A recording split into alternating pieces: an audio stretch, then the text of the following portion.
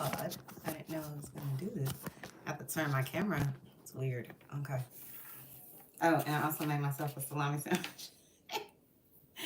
I'm coming on here to talk very briefly. I thought I was doing see, now I don't even know where to look. This is my first time doing a live. I don't know if this is live. I think it is. I'm not sure. But anyways, I wanted to come on here to talk really quickly. I thought I was doing, what is the thing called? Oh, a short. That's what I thought I was doing. Anyway, shout out to Brooke Ashley. I had fun.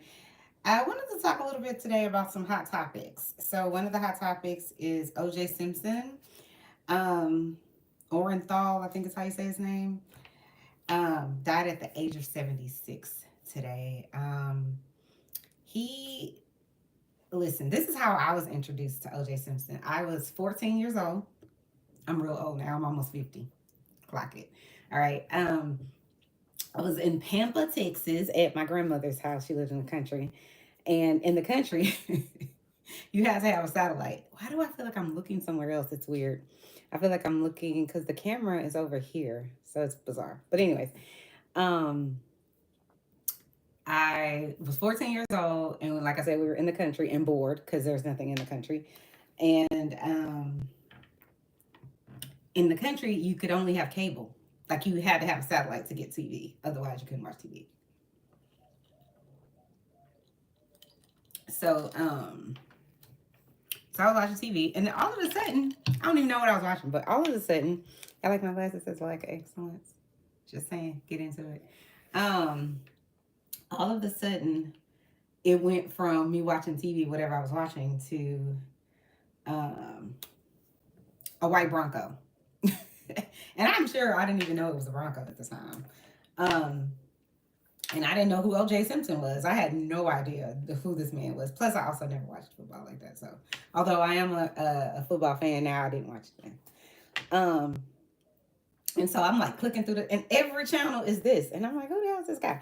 Long story short, for I feel like 2 years, we were, because was I in middle school? No, I was 14. I think I was in the ninth grade, but although I feel like I was in the seventh grade. No, I couldn't have been seventh grade. I was 14. So yeah, I had to been in the ninth grade. Um, I skipped the eighth grade because she's smart. Just saying. Um,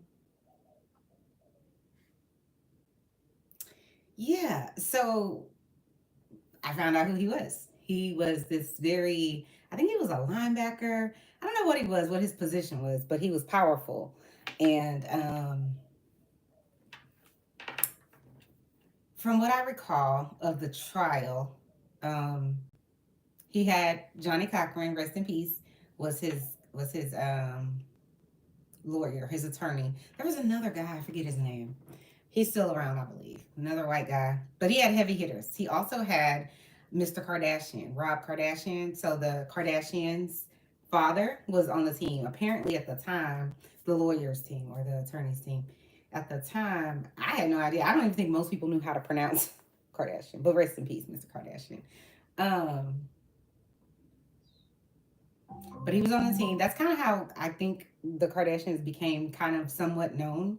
But my understanding is that Mr. Kardashian, Robert Kardashian, was like besties with OJ. But he was accused of unaliving his ex wife, Nicole Brown, I believe was her name. Rest in peace. Because whoever murdered her, or I know I can't say that word, whoever unalived her, it was savage. It was her and a young man that I think she had gone to a restaurant and eaten there after like their daughter's recital of some sort. She had eaten there, but I think she left her glasses. Now I don't know how the guy knew where she lived to bring her glasses. Maybe she was a regular. Um,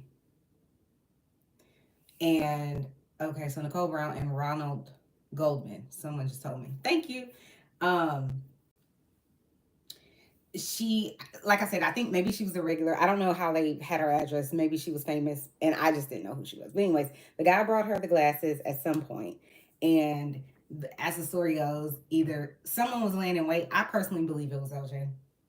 Just it is what it is. That's just what I believe. I mean, he had so many calls to the police on him for what they call domestic violence. which don't get me started on that because the Declaration of Independence, the what Constitution, and everything else in between was written by white men.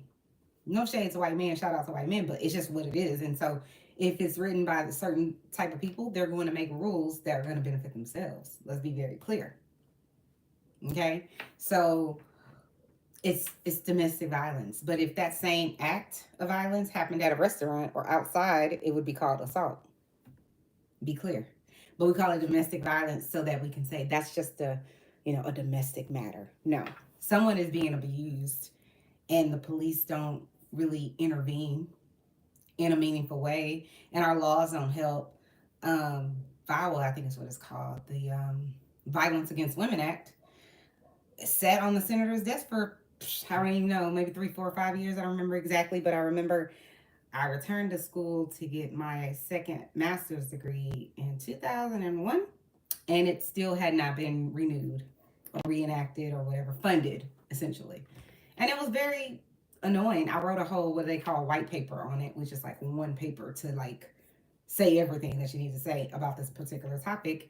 And that's when I, doing the research, that's when I realized, okay, this piece of legislation hasn't even been renewed. It's annoying. But that's what we care. That's how we care about our women in this country. So we don't value women. It just is what it is. I mean, the stats are what they are. Oh no, my doctor's calling. Gotta go, guys. I'll be back later. Now I have to figure out how to stop this. Steven, the doctor's on the phone and I don't know how to stop my live. Do you know how to stop it? I don't even know what you're doing. I'm trying to do I did a live. Okay. Okay.